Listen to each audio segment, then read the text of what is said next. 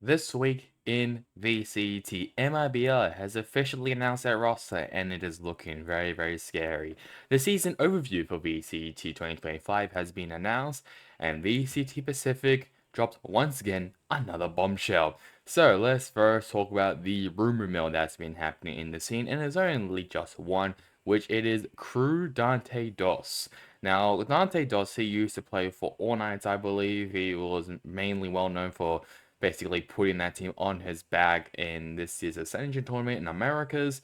And he was very, very impressive. He's still pretty young. I think he's only 17 or something. So he won't be eligible to play, I believe. So if this does happen, then I'm guessing maybe Crew might maybe have an academy team maybe for him to still at least play. But I'm not too sure what's really going to be happening with Dante Dos. But I hope that he does get a opportunity. I think he is a phenomenal player. He was very, very impressive when I was watching him a bit on the Ascension Americas tournament for All Knights, and he was very, very impressive. So obviously, I hope that he does well, and I hope that he joins Crew Esports because generally, I think he belongs in VCT. Now for the news throughout the week, and just want to now talk about the 2025 season overview for VCT. So this is just from the article of the season start of everything that you need to know about VCT 2025. Obviously, we have the competitors. We will need to talk about Sinpraz the gaming afterwards. The start dates for the kickoff. So first will actually be VCT China. That'll start on January 11th. Then next will then be EMEA, which will start at January 15th. Then Americas, which will start on the 16th of January. Then Pacific, that'll start at the 18th of January. This is also I believe what the bracket is going to look like for kickoff. So basically, it will be so I think we the top five or fifth through 12th seed here for the first round, and then the top four seeds will obviously have a automatic bye, and then it's basically just a nice simple round robin type of style, double eliminate, well, not round robin, but double elimination bracket, which I quite like, to be honest. And it was lead the top two that will qualify for Masters Bangkok.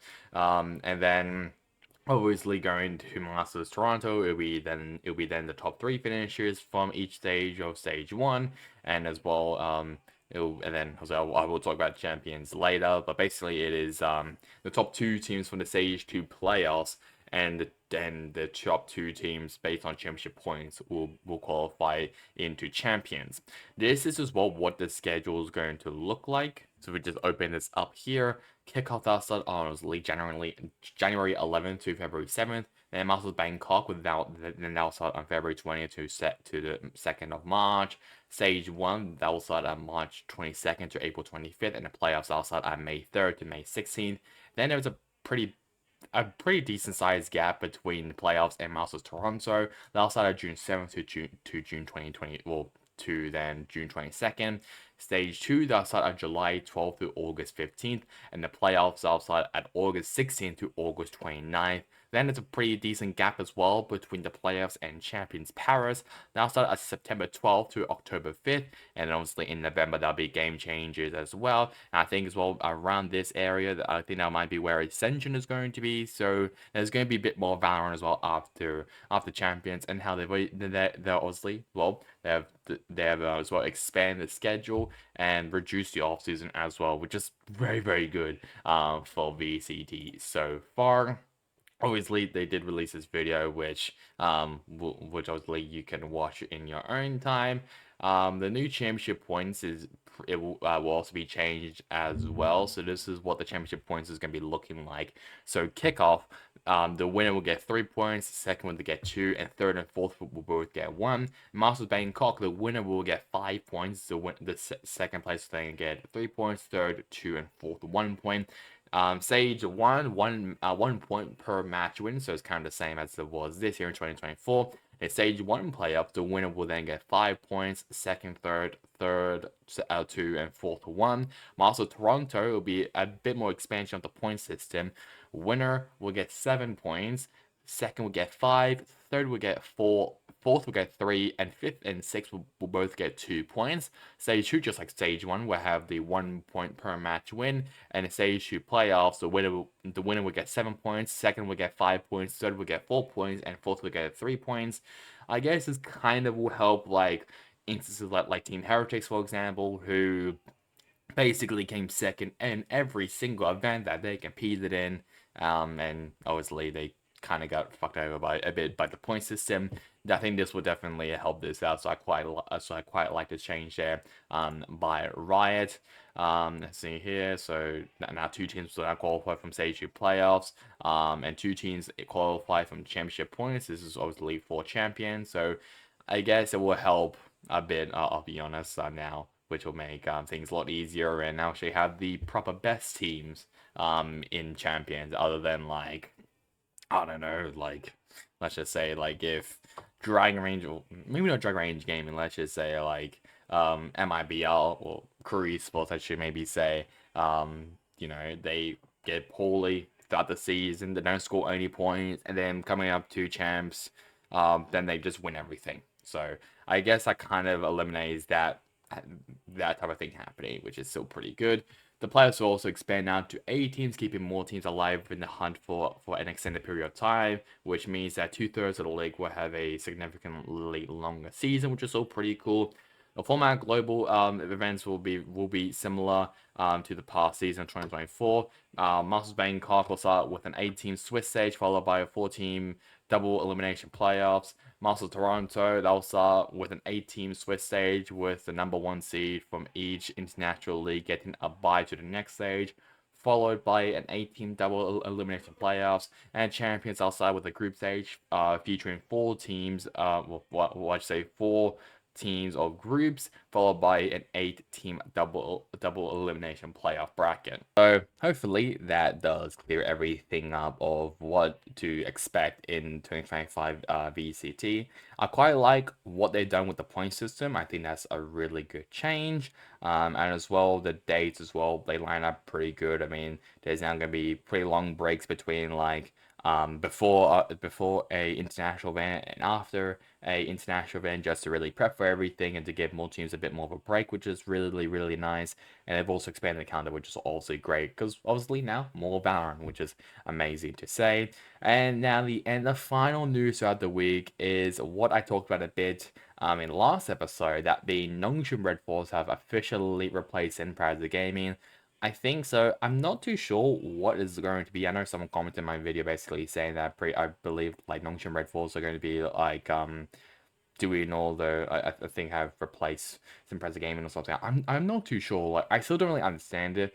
It kind of reminds me a bit of the Detonation Frogs and the Crazy Raccoon acquisition, where I think like DFM were going to do all the team stuff, or Crazy Raccoon they're going to do all like the, I don't know, all like the assets and management stuff. I'm not too sure. I'll be honest. I'm still a bit confused on that still.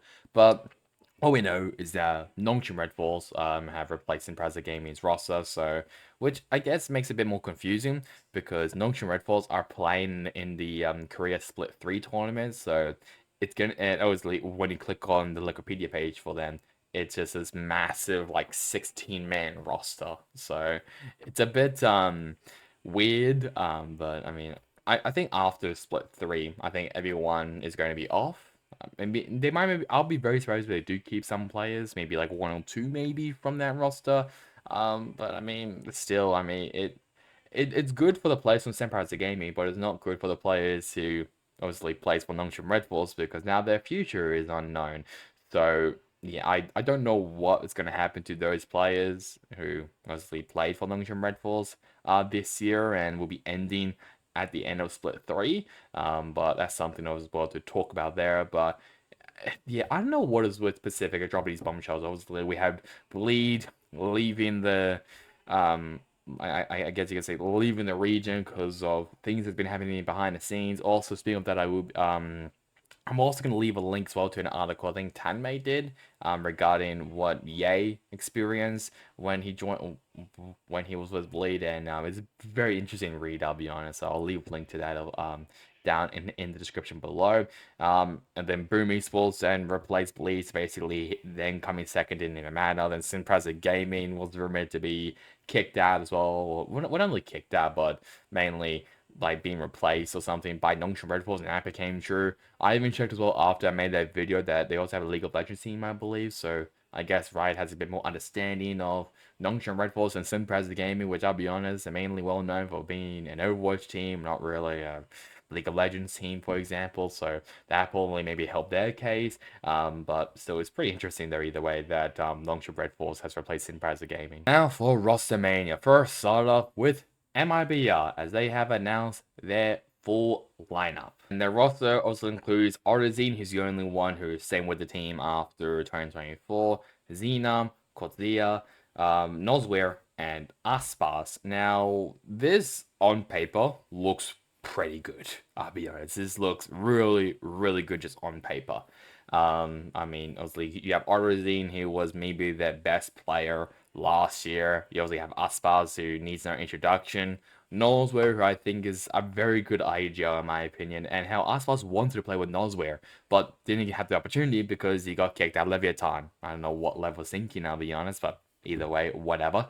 And then two young players of Cortazir and Xenon. Now, I don't know where those two players really came from. They probably maybe came from like Stellar Gaming or that type of like Brazilian team that didn't make it to Ascension or win the 7. So I'm not too sure where they really came from, but all I know is that Aspas, he had a pretty good eye. He looked at those two players mainly, and he wanted to join them. He basically built this roster as well, and if Aspas does make it to an international stage, oh my god, he's an absolute genius, and I think he'll be very good in the management role as well, having a key eye of these young Brazilian players coming up in the scene.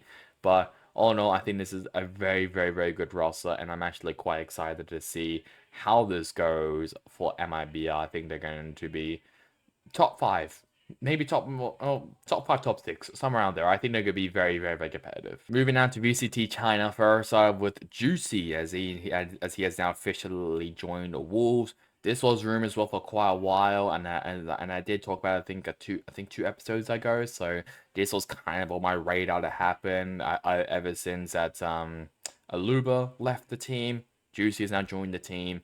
I'm interested to see what the roles are going to look like, because Spring, he's mainly the duelist player. Juicy is also the duelist player, so I'm interested to see how that goes. I think he might be a flex player. I actually can't remember what Juicy is. I'm pretty sure he's a duelist. Maybe I'm wrong. Either way, I think this is going. I think Juicy, he's going to add a lot of firepower to this Wolves team, as they already have. I mean, like, we have seen in off-season tournaments that this team is amazing. I mean, Spring, he's phenomenal.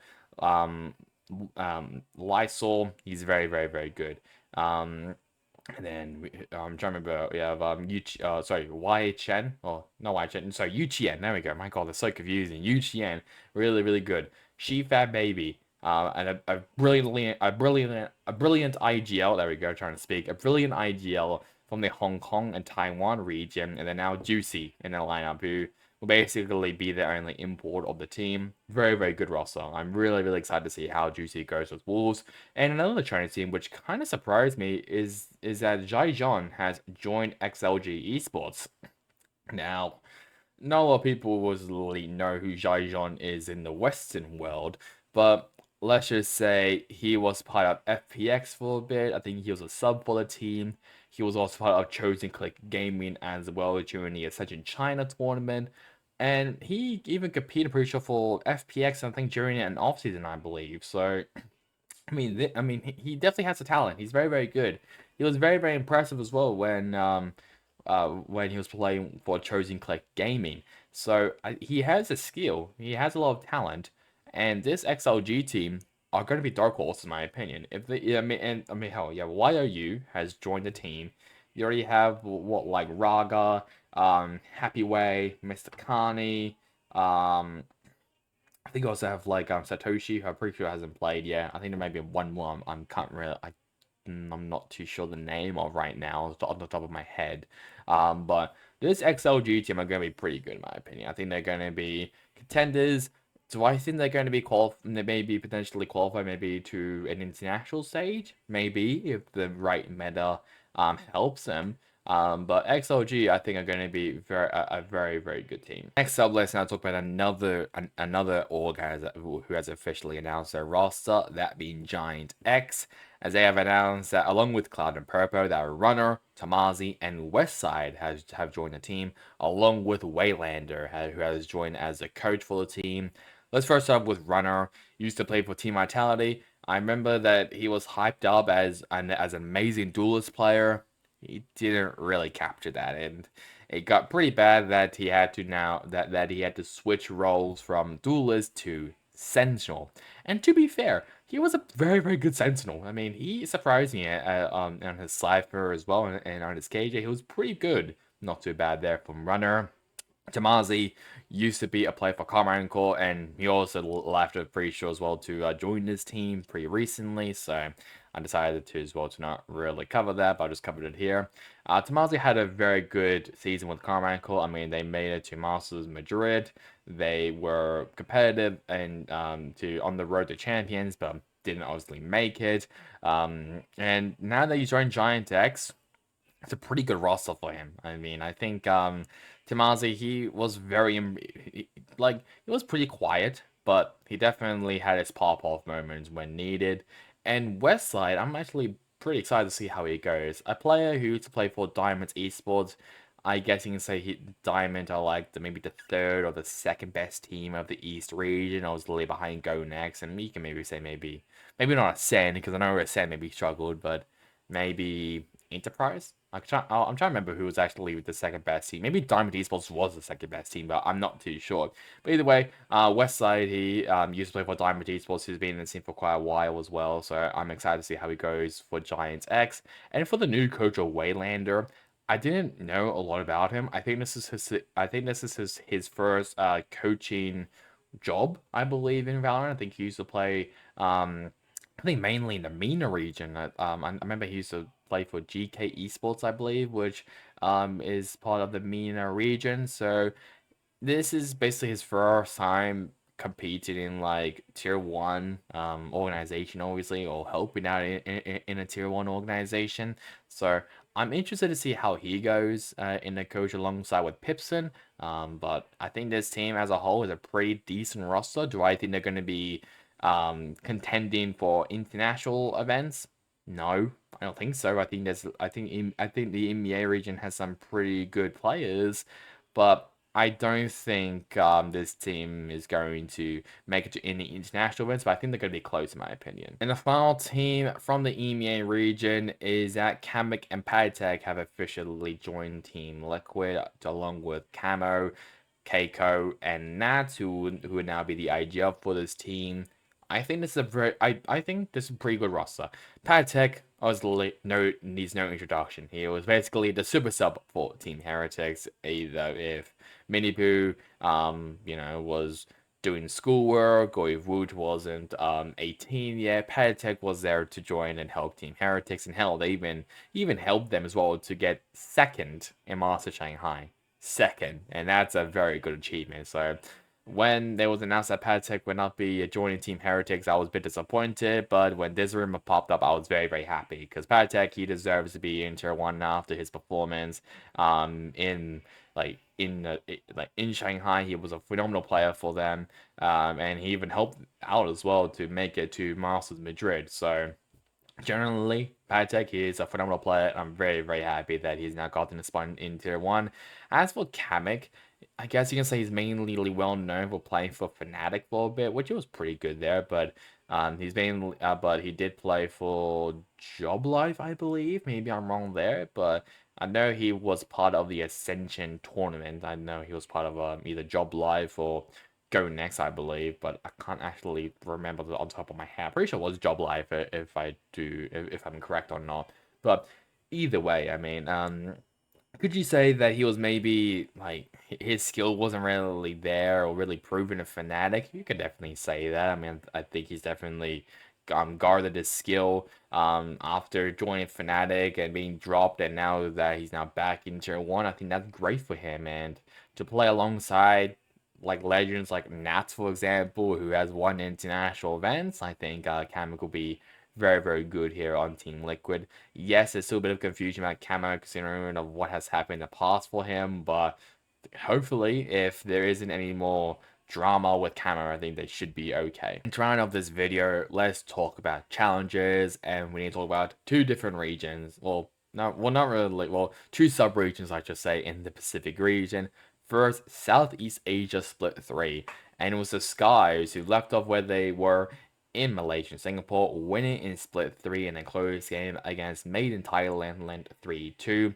The top 6 will advance to the Southeast Asia 2025 Split 1 tournament. So let's just get right into the results. So first was Lead the Skies, then Made in Thailand. Third was Alter Ego. Fourth, Nous Esports, and fifth through sixth, which includes Full Sense and Zol Esports. Those 16s will be part of Split 1 2025. 7th through 8th, Rapid Lo-Fi and Oblivion Force. 9th through 10th, Fantasy United and the Mongols. 11th through 12th, 1, 2, 3, and Unsigned 5. 13th through 14th, the Overdogs and ARF team. 5th through 6th, I don't know how you pronounce it, the Chin, I don't know how you pronounce that, Warriors and La Familia. 7th to 18th, which includes Kamadaliaman Esports, I don't know how you pronounce that as well, and Base Beta Esports. And finally, for Oceania, returning to form is Yuzhao Bonk, winning the Split 3 tournament after a 3-1 victory against Focus GG. And as for the results, first, which includes Yuzhao Bonk, and second, Focus GG, obviously. Third, Kebab Clan, and fourth, Horns Wogglers. That's a weird ass name. Fifth through sixth, which includes Arena Internet Cafe and Akai Underworld. Seventh through eighth, the Cooper Troopers and Robin Pug. Ninth through 11th, which includes Bobo, Balkan, Toa, okay, weird name, and Dingle Googie, another weird name. 12th through 14th, which includes Randoms, Bambi, June, and Nemesis, and 15th through 16th, which includes Peace and Love and Dream to Legends. And that is really about it for this week in VCT. Next episode, expect me to do a Sporkle quiz, and you'll find out what that Sporkle quiz will be. So that's really about it for me. Hope you guys enjoyed it. Catch you guys next time in the next one. Goodbye.